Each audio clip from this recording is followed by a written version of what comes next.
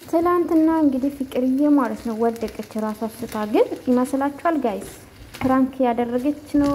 ምንም የገባኝ ነገር የለም በነገራችን ላይ እንግዲህ ሁሌ እንደተጨቃጨቀ ነው ፉአድ ማለት ነው ሁሌ እቺ ልጅ ያበሳጫታል አንተ ፉአድ ግን ምን ሆነክ ነው ምን አስበክ ነው ታው ግን እቺ ልጅ በቃ እንድታዝን አንፈልግም ታው ግን የሷን ባማየት አንፈልግም በነገራችን ላይና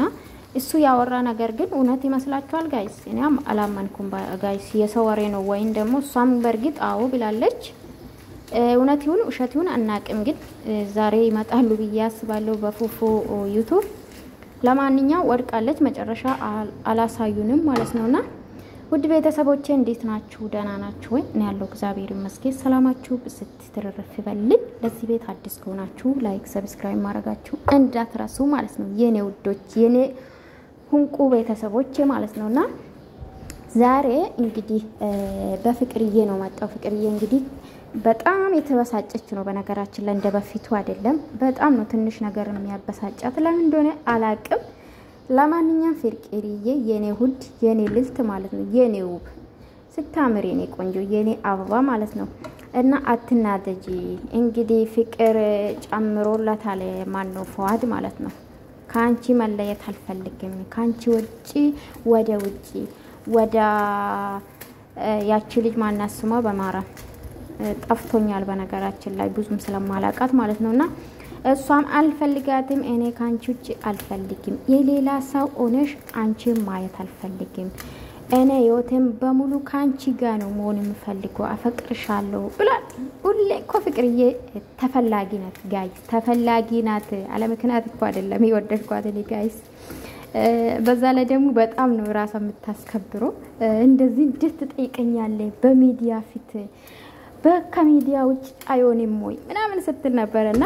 የኔ ቆንጆ እንግዲህ ምንም ማረግ አይቻልም ያንቺ ጸባይ እንግዲህ ብዙ ሰዎችን ይገዛዋል ግን ፉፉ ነው መሰለኝ የሚወስድሽ እንግዲህ እና በቃ አልፈልግም ካንቺ ውጪ ብሏል በቃ ተፈላጊ ናት በጣም ነው የምትፈልገው ፍቅር ቅማሚ ማለት ነው የኔ ቅማም የኔ ሁድ ነገር ማለት ነውና ጋይስ ሁዶቼ ዛሬ እንግዲህ ይመጣሉ በያስባለው እውነት ይሁን አዝናለሁ እውነት ከሆነ እውነት ከወደቀች ማለት ነው መውደቁን ያሳያል ግን እኔ ፕራንክ የምታረግ ይመስለኛል አይታመኑም እኮ ዩቲዩበሮች ጋይስ አይታመኑም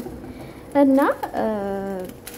በጣም ነው የምትናደደው በነገራችን ለምን እንደሆነ አላቅም ፍቅር ለምን እንደምትናደድ ለምን እንደምትበሳጭ አላቅም እሷም የተረዳት አይደለም እኔ ግን ማለት ነው ጋይስ ፉአድ የታሰብኩት ምንድነው በቃ ራሱን ይወዳል ጋይስ ከዚህ በፊት ምን አለ በቃ ከዚህ በኋላ ጓደኝነት ነው የምፈልገው ከዚህ በኋላ ፍቅርና እኔ ጓደኛ ማቾች ነን ፍቅረኛ ማቾች አይደለንም ብሎ ራሳቸው ተናግሯል አሁን ደግሞ በቃ አልቻልኩም ፍቅርሽ አሳብዶኛል ፍቅርዬ ካንቺ ውጪ አልፈልግም አፈቅርሻለሁ ብሎ እንግዲህ በአደባባይ ጠይቃት ድጋሜ ማለት ነው ጋይስ ድፍረት ግን አገኘ ፉፉ አደደኩ ትላንትና ማለት ነው ከዚህ በፊት እንግዲህ ፍቅር መግለጽ አቅቶት ማለት ነው በተንቢ በኩል ነው ፍቅር የገለጸላትና ለማንኛውም ውድ ቤተሰቦቼ እኔ እንጃ አላቅም መጨረሻችሁም ያምር ይመስለኛል ለማንኛውም ውዶቼ ቪዲዮ ከተመቻችሁ ላይክ አድርጉልኝ ስለዚህ ብዙ ሰው ደግሞ የፍቅር ኦምባ ማየት ይፈልጋል እሷ ግን በጭራሽ አታሳይም ጥንካሬን ስራዋን ብዙ ነገር ነው ማሳየት የምትፈልገው አብዛኛው ጊዜ ማለት ነውና ስለዚህ አይሳካላችሁ ማለት ነው ፍቅር ብትሞት በጭራሽ ብትሞት ማልቀስ አትፈልግም በነገራችን ላይ ሚዲያ ላይ ከዚህ በፊት ብላለች